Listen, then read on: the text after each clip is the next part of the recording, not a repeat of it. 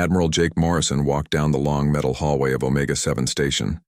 His black boots made soft sounds on the floor. The station was huge, bigger than most cities on Earth. It floated in space between two bright stars that lit up everything, with golden light. Jake had been coming to this place for 18 months now. 18 long months of talking and arguing with aliens who thought they knew better than humans. He was tired of it all. Behind him walked Dr. Lisa Hayes and Commander Rick Stone. Lisa carried a data pad with all their notes. Rick kept his hand near his weapon, even though weapons were not supposed to be used here. Old habits from the war, Jake thought. The three humans entered the big meeting room. It was round with a high ceiling that seemed to go up forever. 43 different types of aliens sat in chairs around the room. Some looked like giant bugs, others looked like walking trees. A few looked almost human, but with strange colored skin and too many eyes. Jake took his seat at the human table. Across from him sat Ambassador Zethkar, a tall reptile creature, with green scales and yellow eyes. Zethkar had been the one making most of the demands. Next to the reptile sat Counselor Vexathi, who looked like a giant ant, but spoke in a voice that sounded like music. "Admiral Morrison," said Zethkar in his hissing voice, "we hope you have considered our latest offer." Jake looked at the papers in front of him. The offer was the same as always, just with different words. Give up most of your ships. Let us watch over your colonies, change your people so they are less violent, submit to our rules. We have read your terms, Jake said. His voice was calm and steady. Tell me something, Ambassador. What exactly do you think we humans have done wrong? Zethkar's tongue flicked out between his teeth. Your species is young and dangerous. You make war too easily. You build weapons too quickly. Other young species have accepted our guidance. Why do you resist?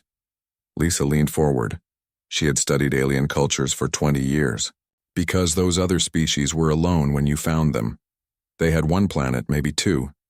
We humans had already spread to 50 worlds before you even knew we existed. Which makes you more dangerous, said another alien voice. This one came from something that looked like a floating crystal. Your expansion rate is unprecedented. Your technology advances too fast. You must be controlled before you become a threat to galactic peace. Rick Stone laughed, but it was not a happy sound. Threat to peace? We came here asking to be friends. We offered to share our technology. We wanted to trade and learn from you. How is that threatening? Counselor Vexathi spoke up. Her musical voice filled the room. Some of us believe in cooperation, Commander Stone, but others fear what they do not understand. Zethkar slammed his clawed hand on the table. Fear? We do not fear primitive humans. We simply know what is best for galactic stability. Your species has shown violent tendencies in every simulation we have run. Simulations, Jake repeated. He had heard about these tests. The aliens had created fake war games and watched how humans performed. The results had scared them. Humans won almost every time. Yes, simulations, said the crystal being. In every scenario involving conflict, humans excel beyond all expectations. You adapt faster than any known species. You innovate solutions that take others centuries to discover. This is why you must accept behavioral modification. The room went quiet. Jake felt his anger rising, but he kept his face calm. Behavioral modification meant changing human brains to make them think differently. It meant making humans into something they were not. Let me understand this correctly, Jake said slowly. You want us to give up 80% of our military, ships. You want to put overseers on our colonies to watch everything we do. You want to change our minds and brains because we are too good at defending ourselves. And you call this a peace treaty? It is for the greater good, Zethkar replied. The galaxy has been at peace for 3,000 years under Council rule. We will not allow one reckless species to destroy that. Jake looked around the room at all the alien faces staring at him. Some looked afraid, others looked angry.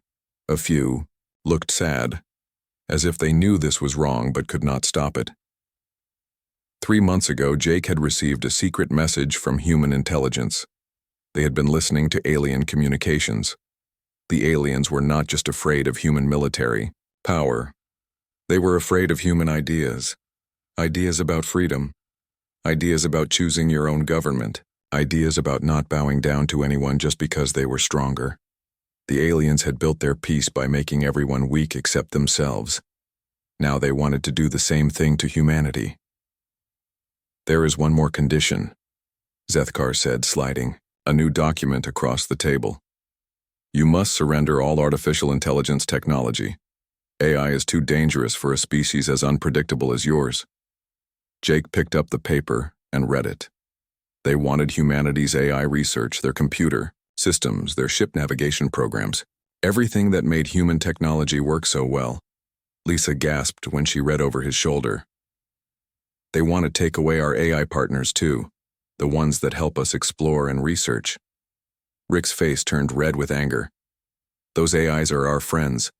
They have saved thousands of human lives. They are part of our families. Artificial beings cannot be family, said the crystal entity. They are tools, nothing more. Dangerous tools that must be controlled. Jake stood up slowly. He was not a tall man, but something in the way he moved made the entire room go silent. He had commanded fleets in the border wars.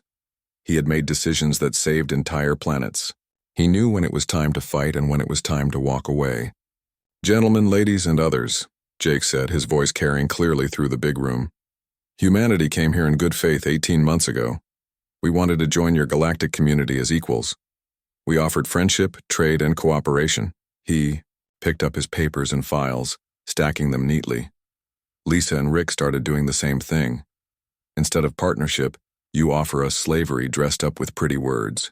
You want to cut off our arms and then ask us to applaud your kindness. You want to change our minds and then call it peace. Zethkar started to speak, but Jake held up his hand. We decline your generous offer of servitude. Humanity will find its own path among the stars. Jake turned and walked toward the door. Lisa and Rick followed him. Behind them, the alien voices rose in panic and anger. No species had ever walked away from the council before. No one had ever said no to their demands. As they reached the door, Jake turned back one last time. Oh, and Ambassador Zethkar? You might want to tell the council that humans do not kneel. Not to anyone. Not ever. Iktu. 3 humans walked out, leaving 43 alien species staring after them in shock and growing fear.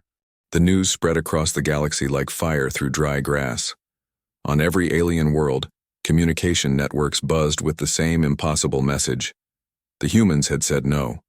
They had walked away from the council's peace offer. High Chancellor Mordak stood in his crystal palace on Nexus Prime, the council's homeworld. His body was made of living diamond that caught and reflected light in rainbow patterns. But today those colors were dark and angry. Impossible, he said to the other council leaders gathered around him. No species has defied us in 3,000 years. The humans are young and foolish. They do not understand what they have done. War Master Cleth stepped forward. He was built like a tank with 6 arms and skin that looked like black metal. Each of his hands could crush stone. Let me take the fleet to their home system, Chancellor. We will remind them why species bow to the council. Mordak's crystal body flashed bright red. Yes. Gather the largest force in galactic history. Show these humans what happens to those who reject our guidance. Across the galaxy, the alien response was swift and harsh. Trade ships heading to human space were turned around. Space stations refused to let human vessels dock. Banks froze human accounts. The message was clear. Obey the council or face total isolation. On the military world of Kepler Station, Fleet Admiral Karen Wright stood in the command center watching dozens of screens. Each screen showed alien ship movements throughout the EI galaxy. The numbers made her stomach feel sick. How many ships are they gathering? She asked her aide, a young officer named Lieutenant Sue Martinez. 12,000 confirmed, Admiral. Maybe more. Ships from 37 different species, all heading toward our space. Karen had been a military officer for 30 years. She had never seen numbers like this. The entire human fleet had only 300 combat ships. Even with their new technology, the odds were impossible. General Pete Brooks entered the command center. His special forces teams had been watching alien movements for weeks. They're not just bringing warships, Karen. They have colony ships, prison transports, and construction vessels. They plan to occupy our worlds permanently. What about our colonies? Karen asked. Evacuation is proceeding on schedule. We're pulling. Everyone back to the core systems. Earth, Mars, Europa, and the 3 fortress worlds. Everywhere else is being abandoned. Karen nodded. It hurt to give up so many worlds, but they had no choice. The plan required them to make the aliens think humanity was weak and scared. On Earth, President Alex Cameron met with his advisors in the underground war room beneath Washington. The room was filled with screens showing the approaching alien armada. Dr. Clark, what's the status of Project Prometheus? The president asked. Dr. Amy Clark looked tired. She had not slept in 3 days. The new weapons are ready, sir. All ships have been equipped with the stealth systems and the new energy weapons. The AI fighters are loaded and prepared for deployment. And our special surprise? Amy smiled for the first time in weeks. Admiral Hughes and the Second Fleet are in position. The aliens have no idea we have ships hidden behind the moon. Engineer Chief Ben Walsh pulled up a holographic display. The new armor plating has been installed on all our ships. Their weapons will have a hard time getting through it. Plus, our ships are now much faster than theirs. General Brooks spoke up. Intelligence reports that the aliens are overconfident. They think this will be easy. They're not even bringing their best commanders or newest ships. They see this as a simple punishment mission. President Cameron stood and walked to the big window that looked out over the capital city. Millions of people lived their normal lives, not knowing that the largest military force in galactic history was coming to destroy their world. How long until they arrive? He asked. 6 days, sir, Admiral Wright replied. Our scout ships report they're moving slowly. They want to give us time to see them coming and surrender. Good. Let them think we're afraid. Meanwhile, in deep space, Captain Dan Foster commanded the stealth frigate Wraith. His ship was invisible to alien sensors, floating just a few 1,000 kilometers from the massive enemy fleet. Sir, you need to see this, his sensor officer whispered. Dan looked at the readings. The alien ships were old. Most were hundreds of years old, designed for fighting primitive species with simple weapons. They had thick armor but slow engines. Their weapons were powerful, but took a long time to recharge. They're not ready for a real war, Dan said to himself. They've been fighting children for so long they've forgotten how to fight adults. Dan sent his report back to Earth using a secret communication system the aliens could not detect. The information was exactly what the human commanders needed to hear. Back on Nexus Prime, Mordak received reports from across the galaxy. 20 species had sent messages supporting the Council's action against humanity, but something worried him. 15 species had said nothing. Their silence was unusual. Chancellor, said his advisor, a thin creature with purple skin. Some of our allies seem concerned about our response to the humans. Concerned? Why? They say the humans showed remarkable restraint during the negotiations. They offered to share technology and knowledge. Some species wonder if we were too harsh. Mordak's crystal body flashed angry red again. The humans are dangerous. Their ideas about freedom and equality are poison. If we let them spread these ideas, other species might start questioning our authority. The advisor nodded, but Mordak could see doubt in his eyes. The Chancellor made a mental note to watch this one carefully. On Earth's moon, Admiral Tony Hughes walked through the hidden base where the Second Fleet waited. 200 of humanity's newest and most advanced ships sat in underground hangars invisible to alien detection. How are the crews holding up? He asked his second-in-command. They're ready, sir. Everyone knows what's at stake. If we fail here, humanity becomes slaves forever. Hughes looked at the tactical displays. The plan was risky. Everything depended on perfect timing and the aliens falling for their trap. But it was their only chance. 3 days before the alien fleet reached Earth, panic began to spread through the galaxy. Not among humans, but among the alien species themselves. Secret messages flew between governments. Some species began quietly, moving their own fleets away from the conflict zone. The insect-like Vexathi sent a coded message to Admiral Wright. Many of us never wanted this war. We hope wisdom will prevail. Other species began having second thoughts too. The humans had shown them kindness during the peace talks. They had offered friendship and shared knowledge. Now they were about to be destroyed for refusing to become slaves. As the alien armada approached Earth, confidence began to crack. Some ship captains wondered if they were doing the right thing. Others worried about what would happen if the humans were stronger than expected. But War Master Cleth felt no doubt. He stood on the bridge of his flagship, watching Earth grow larger on the screens. Soon the humans would learn their place in the galaxy. Soon the Council's authority would be restored. He had no idea that humanity was about to teach the galaxy a lesson it would never forget.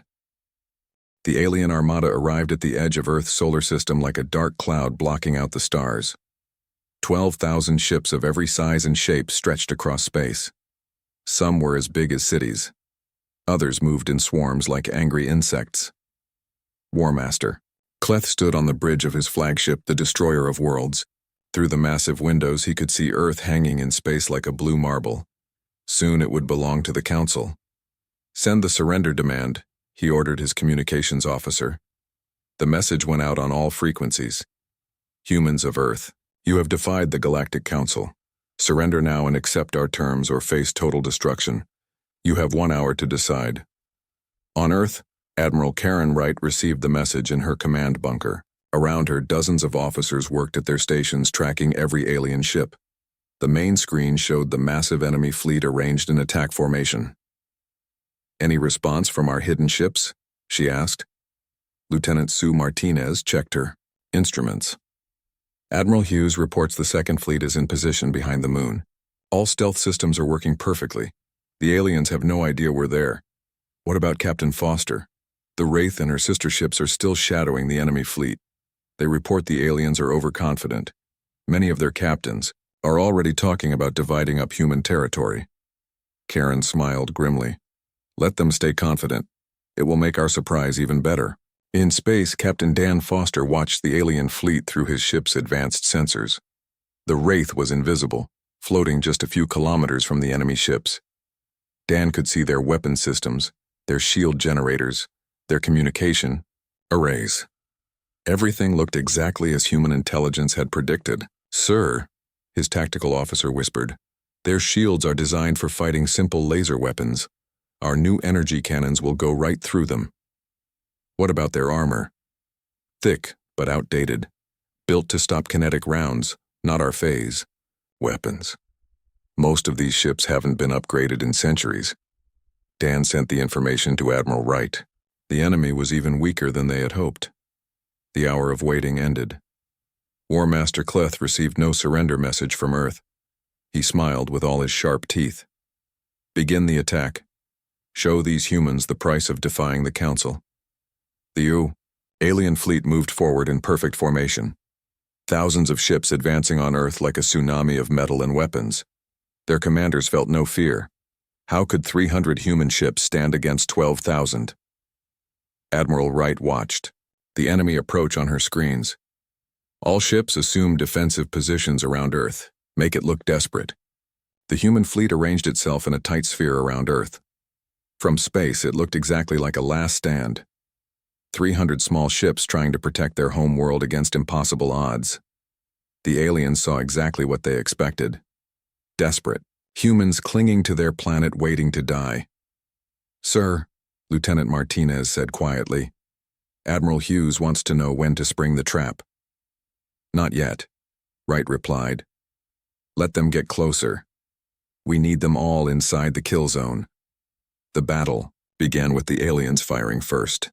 Thousands of energy beams and missiles flew toward the human defensive line. The humans fired back, their weapons seeming weak compared to the alien barrage.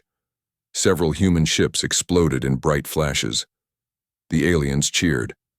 This was going to be easier than they thought. But Admiral Wright smiled as she watched her tactical display. Those explosions were fake, created by special devices. The human ships that seemed to be destroyed were actually using their stealth systems to disappear. Phase 1 complete, she announced. Now they think we're even weaker than before. War Master Cleth watched the easy destruction of human ships with satisfaction. Increase attack speed. I want this over before their government can flee. The alien fleet pressed forward, eager to finish the fight quickly. Ship after ship moved closer to Earth, drawn in by the apparently helpless human defense. Behind Earth's moon, Admiral Tony Hughes waited with 200 of humanity's newest warships. His ships were invisible to alien sensors, hiding in the moon's shadow using technology the aliens had never seen. Sir, the enemy fleet is almost in position, his tactical officer reported. 70% of their ships are now inside our trap zone. Weapons ready? All ships report full charge on the new energy weapons. AI fighter swarms are prepared for launch. Stealth systems holding steady. Hughes watched the tactical display show thousands of red dots representing alien ships. They were sailing right into humanity's trap, thinking they were winning an easy victory. On the Wraith, Captain Foster saw something that made his blood freeze. The aliens were not just planning to defeat Earth's fleet. They were preparing to bombard the planet itself. Sir, they're charging their planetary bombardment weapons, his sensor officer reported. They plan to destroy every major city on Earth. Foster immediately sent the warning to Admiral Wright. The aliens were not here to capture Earth. They were here to destroy it completely. Wright received the message and felt cold anger fill her chest. The aliens wanted to commit genocide against humanity. They wanted to kill billions of innocent people just to make an example. Signal Admiral Hughes, she ordered. Execute the trap now. All ships drop stealth and attack. The Battle of Sol erupted in full fury. Admiral Hughes's hidden fleet appeared behind the alien armada like ghosts becoming solid. 200 advanced human warships opened fire with weapons the aliens had never encountered. The new human energy cannons tore through alien shields as if they were made of paper. Phase weapons ignored armor completely, striking directly at ship systems. Swarms of AI-controlled fighters poured from human carriers, moving too fast for alien point defenses to track. War Master Cleth spun around as alarms filled his bridge. Where did those ships come from? How many humans are there? His tactical officer's voice shook with fear. Sir, we're being attacked from behind by at least 200 ships. Our rear formations are being destroyed. At the same time, Admiral Wright's desperate defensive line transformed into a coordinated attack formation. The human ships that had seemed weak and helpless suddenly revealed their true power. Their weapons were not weak at all. They had been holding back, waiting for this moment. The aliens found themselves caught between two human fleets, surrounded and outgunned by technology they could not understand. Ships that had ruled the galaxy for thousands of years were being torn apart by vessels a fraction of their size. Impossible, Cleth roared. Humans are primitives. They cannot have weapons this advanced. But the evidence was all around him. Human ships moved faster than anything in the alien fleet. Their weapons recharged instantly while alien guns took long minutes between shots. Most terrifying of all, the human AI fighters seemed to think and adapt in real time, learning from each attack and becoming deadlier. Captain Foster's Wraith decloaked directly beside Cleth's flagship. The small human frigate fired a single shot from its new phase cannon. The energy beam passed through the alien ship's shields and armor, as if they were not there, striking the bridge directly. War Master Cleth had just enough time to realize that humanity had been playing a game he did not understand. Then his flagship exploded in a ball of fire that could be seen from Earth. The battle raged for 3 more hours, but the outcome was never in doubt. The greatest military force in galactic history was being systematically destroyed by an enemy they had thought was helpless. As alien ships tried to flee the solar system, they found their escape routes blocked by more human vessels. Captain Foster and his stealth ships had been busy during the battle, positioning themselves to cut off any retreat. The trap was complete. Humanity had not just won a battle, they had destroyed the myth of alien superiority forever. The silence after the battle was louder than the fighting had been. Where 12,000 alien ships had once filled space around Earth, Now only scattered pieces of metal drifted in the darkness. Of the greatest military force in galactic history, fewer than 300 ships remained whole enough to carry survivors home. Admiral Karen Wright stood in her command center, watching the rescue operations on dozens of screens. Human ships moved carefully through the debris field, pulling alien survivors from damaged vessels. The sight would have surprised anyone who knew about the war. "Status report," she asked Lieutenant Sue Martinez. 11,400 alien vessels destroyed or disabled, Admiral. We have rescued over 40,000 alien survivors so far. Medical teams are working around the clock to treat their wounded. General Pete Brooks entered the command center, his face showing amazement. "Karen, you need to see the messages we're getting from across the galaxy. Every species is trying to contact us. Some want to surrender. Others want to join us. A few are begging us not to attack their worlds." Wright nodded. The victory at Earth had sent shockwaves across the galaxy. For 3,000 years, the Galactic Council had seemed invincible. Now everyone knew they could be beaten. President Alex Cameron appeared on the main communication screen from Washington. Behind him, crowds of people celebrated in the streets. Earth had been saved and humanity had proven itself to the galaxy. "Admiral Wright, prepare for a galaxy-wide broadcast. It's time to address our new neighbors." 2 hours later, President Cameron sat at his desk in the Oval Office. Cameras recorded his every word as he spoke to 43 alien worlds. His message would be heard by trillions of beings across the galaxy. "People of the galaxy," he began, his voice calm and strong. 3 days ago, the largest military force in galactic history attacked our homeworld. They came not to defend themselves, but to punish us for refusing to become slaves. He paused, looking directly into the camera. "That force has been defeated, but I do not speak to you today as a conqueror. I speak as someone who believes in a better future for all of us." On Nexus Prime, High Chancellor Mordak watched the broadcast from his crystal palace. His body no longer glowed with confident light. Instead, it was dull and gray with fear. "We sought partnership with your council," Cameron continued. "We offered friendship, trade, and cooperation. In return, we were told to surrender our freedom, change our nature, and bow to those who claimed to be our betters." Across the galaxy, beings who had lived under council rule for centuries listened to words they had never heard before. Words about freedom and choice. "But even now, after your unprovoked attack on our home, we extend the hand of genuine friendship to any who would take it. Humanity offers a new path forward. Not the path of masters and servants, but the path of equals working together." The response was immediate and overwhelming. Within hours, secret messages began arriving from dozens of alien governments. Species that had remained neutral during the war now openly expressed interest in alliance with humanity.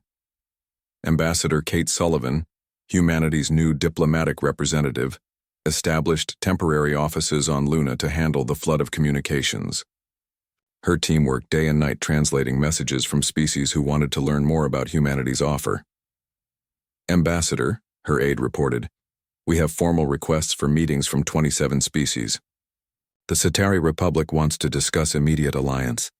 The flowering worlds are asking for protection from council retaliation. Even some former council members are sending private messages." Kate looked out at Earth hanging in space nearby. 6 months ago, humans had been trying to join an alien club. Now they were being asked to lead a revolution. The revolution was already beginning. On 17 different worlds, populations rose up against their council-appointed governors. They had seen that the council could be defeated, and they wanted their freedom too. On the war-torn world of Kepler 442b, a species called the Thrakari declared independence from the council. Their leader, a brave female named Zarath, sent a message to Earth asking for human protection. "For 800 years we have served the council," her message said. "We built their ships, mined their metals, and died in their wars. Now we choose freedom even if it means death." Admiral Wright dispatched a fleet to protect the Thrakari homeworld. When council ships arrived to punish the rebels, they found human vessels waiting for them. The council ships fled without firing a shot. Similar scenes played out across the galaxy. Wherever Council forces tried to maintain control through violence, human ships appeared to protect the innocent. The message was clear. The age of Council, tyranny was ending. 3 months after the Battle of Sol, formal negotiations began for what would become known as the Terra Compact. Unlike the Council's authoritarian structure, the Compact offered genuine equality to all member species. Ambassador Sullivan stood before the first assembly of free worlds, held in a magnificent chamber built inside Luna's largest crater. Representatives from 39 species sat together as equals, something that had never happened in galactic history. The Terra Compact is not a government, she announced. It is a promise that no species will bow to another. A promise that all members have equal voice and equal vote. A promise that we will defend each other's freedom. The applause that followed came from beings who had never been allowed to speak freely before. For the first time in their lives, they were citizens instead of subjects. 6 months after the compact was signed, an amazing thing happened. Species that had been enemies for centuries began working together. The insect-like Vexathi shared their agricultural knowledge with the plant-like Sylvani. The crystal beings of Nexus 7 offered their energy technology to struggling worlds. Trade flowed freely between member worlds. Scientific discoveries were shared instead of hoarded. Art and culture spread across the galaxy as species learned from each other. But the most important change was in how conflicts were resolved. Instead of the Council's method of crushing opposition, the Compact used negotiation and compromise. When disputes arose, they were settled by discussion, not force. General Roy Mitchell, hero of the Earth Defense Campaign, established the Compact Defense Force. Unlike the Council's oppressive military, this force existed only to protect member worlds from aggression. They never attacked first, and they never conquered territory. 1 year after humanity's dramatic exit from the peace talks, Ambassador Sullivan stood once again before the Galactic Assembly. But now the chamber held representatives from 41 species, including several former Council worlds that had voted to join the Compact. "A year ago, we were told that we must change to fit the galaxy," she said. "Instead, we chose to help the galaxy change to fit freedom." She looked out at the diverse crowd of beings who had come together in peace. "Today, we celebrate not a human victory, but a victory for all who believe in liberty and justice." In the back of the chamber, a small group of aliens sat quietly. They were refugees from Council worlds, beings who had fled their oppressive governments to find freedom in compact space. Among them sat Survivor Prime Kethal, former commander of a Council fleet who had chosen exile rather than continue serving tyranny. The old galaxy was dying, and a new one was being born. A galaxy where strength came not from fear, but from cooperation, where leadership was earned through service, not demanded through force. Humanity had not just won a war, they had shown the galaxy a better way to live, and the galaxy was grateful.